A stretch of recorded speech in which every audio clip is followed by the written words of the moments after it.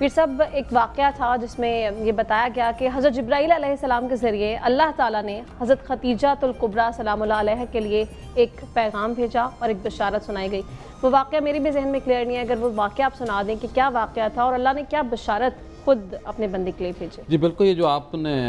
ذہن میں ہے یہ بخاری شریف کا ہے اور جلد نمبر 3 صفحہ 1389 حدیث نمبر ہے 3608۔ حضرت اسماعیل سے مروی ہے کہ اللہ کے نبی صلی اللہ علیہ وسلم فرمایا کہ جبرائیل علیہ السلام آ رہے تھے۔ یہ حدیث مختلف کتابوں مختلف انداز میں ہے،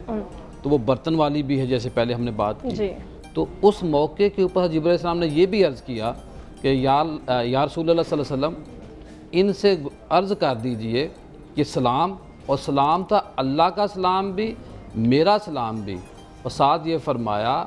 کہ پھر خدیجہ الکبریٰ رضی اللہ تعالیٰ عنہ نے آگے سے جواب دیا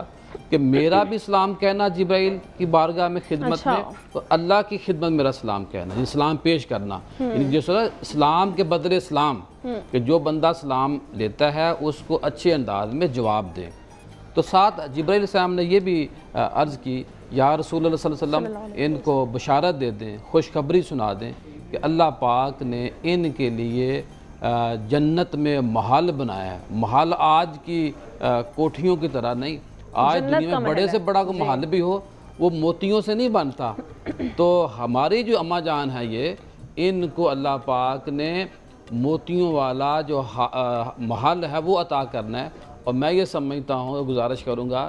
یہ محل بھی ان کے لیے تھوڑا ہے، یہ صرف ہمیں سمجھانے کے لیے ہے۔ اور آپ کریم آقا صلی اللہ علیہ وسلم اتنی محبت تھی، بخاری سے جلد نمبر 3 حدیث نمبر 1388 اور حدیث نمبر 3605 کے اندر آتا ہے کہ کریم آقا صلی اللہ علیہ وسلم جب بکری کو ذبح کرتے، گوشت کا اہتمام کرتے، تو دائیں بائیں گھر والوں کے علاوہ لوگوں کو گوشت دیتے، ہدیہ کرتے۔ اس موقع کے اوپر جو خدیجہ الکبریٰ رضی اللہ تعالیٰ عنہ کی سہیلیاں ہوتی، جو آپ کی دوست تھی، ان کو وافر مقدار میں عام گھر والوں سے زیادہ گوشت دیتے تاکہ آپ کی جو سہیلیاں ہیں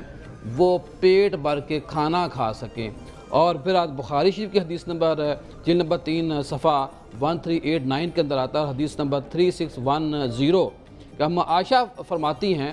کہ ایک دفعہ آپ کی جو بہن تھی حالہ، وہ تشریف لائیں، گھر میں آئیں، تو کریم آقا کو ایسے شک پڑا جیسے کہ بندہ دنیا سے چلا جاتا ہے تو بندے کو یقین نہیں آتا کہ میری ماں یا میرا باپ دنیا سے گیا ہے، کوئی ایک جس کو ہم کہتے ہیں عکس آنا۔ تو آپ کو ایک دجکا سا لگا، کریم آقا کو دجکا سا لگا اور آپ پریشان ہو گئے۔ آپ نے فرمایا کہ مجھے ایسے لگا جیسے یہ خدیجہ الکبریٰ رضی اللہ تعالیٰ عنہ ہے، یعنی کہ آپ کی بہن کو بھی عزت دی، احترام بھی دیا، اور کریم آقا صلی اللہ علیہ وسلم کے بارے میں آپ نے یہ بھی فرمایا کہ قابل رشک خواتین ہیں، اور ایک جگہ فرمایا کہ قابل تقلید یہ عورتیں ہیں، وہ عورتیں جن میں سیدنا صدیقہ خدیجہ الکبریٰ رضی اللہ تعالیٰ عنہ کا شمار ہوتا ہے۔ اور عورتوں میں جو سب سے زیادہ جو احترام ہے، جو عزت ہے، ان کے بارے میں حدیث پاک میں آتا ہے، کریم آقا نے فرمایا کہ یہ عام عورتوں جیسی نہیں ہیں، انہوں نے میرے جب وحی آئی تو میرے اوپر انہوں نے تصدیق کی، مہر لگائے، یقین کیا۔ یقین کیوں کیا؟ کہ آپ پہلے بھی سچے تھے اور اس سچائی کو آپ نے تسلیم کیا۔ سیدہ خدیجہ الکبریٰ رضی اللہ تعالیٰ عنہ کا جب بھی کائنات کے اندر نام نامی اس میں گرامی آئے گا، ہمارے جو یہ پیشانی ہے، جو ہمارا سجدے ہیں، یہ ہمیں ان کی بارگاہ میں نیاز پیش کرنی چاہیے، عقیدت کے ساتھ جھک جانا چاہیے، تاکہ آپ کی جو عظمت ہے، میرا جو آج کے اس موضوع سے جڑا ہوا جو مطلب ہے، جو لالچ ہے، وہ لالچ یہ ہے کہ آج ہم اپنی اس گفتگو کے ذریعے اپنی نسلوں میں، اپنی ماؤں، اپنی بہنوں، اپنی بیٹیوں کے ذہنوں میں آپ کی جو سیرت ہے اس کو انہی کے اڈاپٹ کر سکیں، ہم ان کو نافذ کر سکیں، طاری کر سکیں، تاکہ آج کی جو ہماری بہن بیٹی ہے وہ آپ کے نقش قدم پر چلے۔ دیکھیے ذکر کرنا بڑا آسان ہے۔ آپ اگر یہ بتا دیجئے کہ آج کے دور میں ہم دیکھتے ہیں ویمن امپاورمنٹ کی بہت بات کی جاتی ہے، اگر ہم تھوڑا سا ان کی ذات کا جائزہ لیں تو وہ پہلی خاتون تھی جنہوں نے ویمن امپاورمنٹ کی بنیاد رکھی. اور پھر دوسرا ہم یہ دیکھتے ہیں کہ آج کے معاشرے میں کوئی خاتون تھوڑی سی بھی انڈیپینڈنٹ ہو جاتی ہے تو وہ بہت ساری چیزیں ہوتی ہیں زندگی کی جو وہ اس طرح سے مینیج نہیں کر پاتی ہیں اور بہت ساری چیزیں وہ بھلا بھی دیتی ہیں. لیکن حضرت خدیجہ الکبریٰ سلام اللہ علیہا وہ ذات تھیں جنہوں نے ہمیشہ نبی کریم صلی اللہ علیہ وآلہ وسلم کے تابع رہتے ہوئے اپنی ساری زندگی گزاری. تو کیا میسج ملتا ہے ہمیں ان کی زندگی سے؟ اعوذ باللہ من الشیطان اللعین الرجیم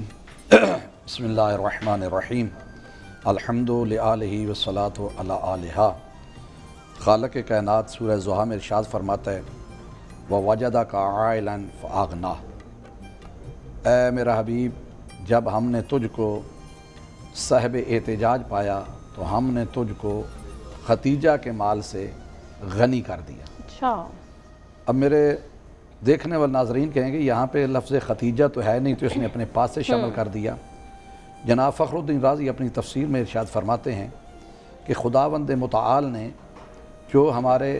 رسول حضور اکرم صلی اللہ علیہ وسلم کو مال عطا فرمایا تو جناب خدیجہ الکبریٰ کے مال سے ان کو غنی فرمایا. اور اس کے بارے میں ابو الاعلیٰ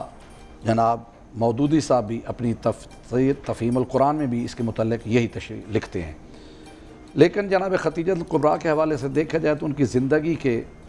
بنیادی طور پر 3 پہلو. ایک تو ان کی زندگی جو ہے وہ ہے یعنی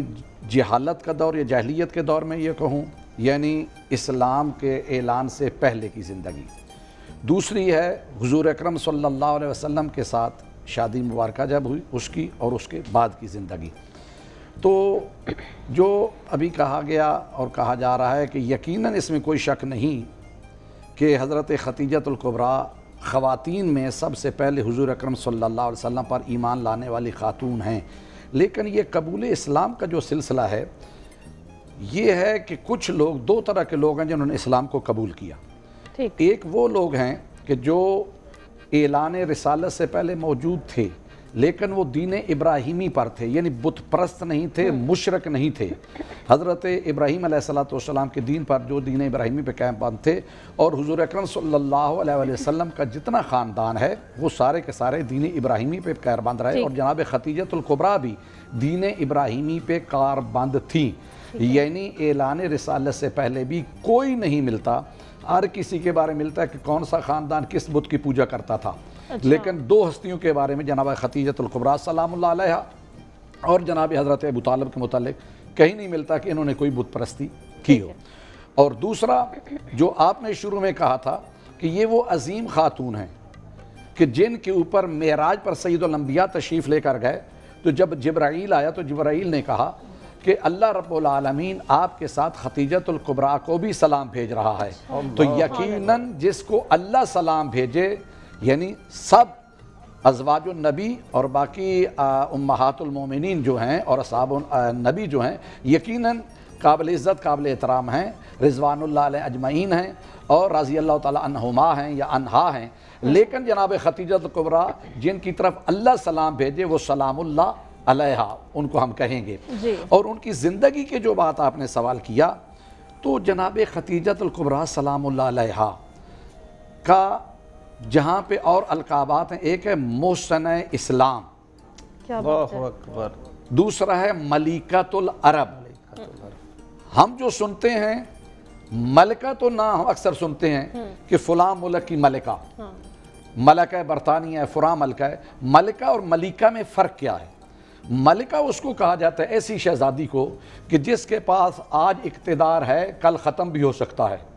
جو آج شہزادی ہے کل شہزادی ختم ہو جائے. لیکن جس کے پاس دنیا و آخرت کی ہمیشہ شہزادی رہنے کا اعزاز ہو اسے ملکہ کہتے ہیں. تو جناب خدیجہ الکبریٰ کے القاب میں سے ایک ہے ملکۃ العرب یعنی پورے عرب کی خواتین میں سے ایسی صاحب دولت اور صاحب ثروت تھیں کہ جن کی دولت کبھی نہیں ختم ہوئی اور جن کی دولت سے بلکہ یہاں پہ اگر میں یوں بھی کہوں کہ اسلام لوگوں نے قبول کیا اور ہم بھی دائرہ اسلام میں داخل ہیں لیکن سب سے پہلے بیت المال جو اسلام میں قائم کیا گیا وہ جناب خدیجہ الکبریٰ کی دولت سے قائم ہوا. تو باقی جتنے لوگ ہیں اسلام میں داخل ہونے والے بیت المال سے وظیفہ لے کر इस्लाम कबूल करके आगे बढ़ने वाले और हैं, लेकिन खतीजतुल कुबरा सलामुल्लाह वो हैं कि जिन्होंने बैतुल माल से लिया नहीं, बल्कि जिनकी दौलत की वजह से बैतुल माल को सर अंजाम दिया गया और इस्लाम परवान चढ़ा। जब जनाब खतीजतुल कुबरा की हुजूर अकरम सल्लल्लाहु अलैहि वसल्लम के साथ शादी हुई तो रिवायात में है कि जैसे ही अपने घर से चली तो वहाँ से चलते हुए उन्होंने 400 कनीज़ों को आज़ाद किया। अच्छा। जब अपने दरवाजे से बाहर निकली तो 400 गुलामों को आज़ाद किया। दर रसूल खुदा सल्लल्लाहु अलैहि वसल्लम तक पहुँचने तक कितने हज़ार उन्होंने कनीज़ों और मर्दों को, गुलामों को जब आज़ाद कर दिया तो औरतों ने कहा कि अजीब ये खातून है कि मलिकतुल अरब होने के बाद ये, उन्होंने कहा कि तुम्हें पता ही नहीं कि मैं इस वजह से कनीज़े आज़ाद कर रही हूँ, ग़ुलाम आज़ाद कर रही हूँ कि आज अल्लाह रब्बुल आलमीन ने जिसको कनीज़े मुस्तफ़ा होने का मकाम अता कर दिया है उसे दुनिया की कनीज़ों की ज़रूरत ही नहीं रही। तो इस वजह से फिर कारोबार के बारे में देखें तो माल तिजारत के बारे में देखें तो यहाँ पे ये है कि जनाब खतीजतुल कुबरा सलामुल्लाह का ग़ुलाम था जिसका नाम है मैसरा। और मैसरा यूँ समझे कि आज के दौर की ज़बान में अगर लैंग्वेज में हम बात करें तो जो उनका करीबी, यानी जिसे कहते हैं जनाब अली सेक्रेटरी था, उसको जब भेजते थे कोई भी मामला देकर, तो जब हुजूर अकरम सल्लल्लाहु अलैहि वसल्लम को भेजा तो कहा मैसरा को जाते हुए कि ख्याल रखना तुमने मोहम्मद मुस्तफ़ा सल्लल्लाहु अलैहि वसल्लम की किसी बात से इनकार नहीं करना, हर मकाम पर इनकी इताअत करनी है, और जहाँ कहीं पे ये माल बेचना चाहें तो तूने इनकार नहीं करना, जहाँ पे ख़रीदना चाहें तूने रुकावट नहीं डालनी, और किसी मकाम पर अपनी आवाज़ को इनकी आवाज़ से बुलंद नहीं करना। यहाँ पे मैं ये कहूँगा कि कुरान मजीद की अभी तक एक भी इताअत रसूल के मुतल्लिक़ आयत नाज़िल नहीं हुई। इताअत रसूल के मुतल्लिक़ आयतें नाज़िल होने के बाद इताअत करने वाले को मुसलमान कहा जाता है, और इताअत रसूल की आयत नाज़िल होने से पहले वही खुदा की तबलीग और इताअत रसूल करने वाली खातून को खतीजतुल कुबरा कहा जाता है। ठीक है अल्लामा साहब, ये बहुत ही खूबसूरत बात है, इससे मज़ीद भी हम बात करते हैं। और अभी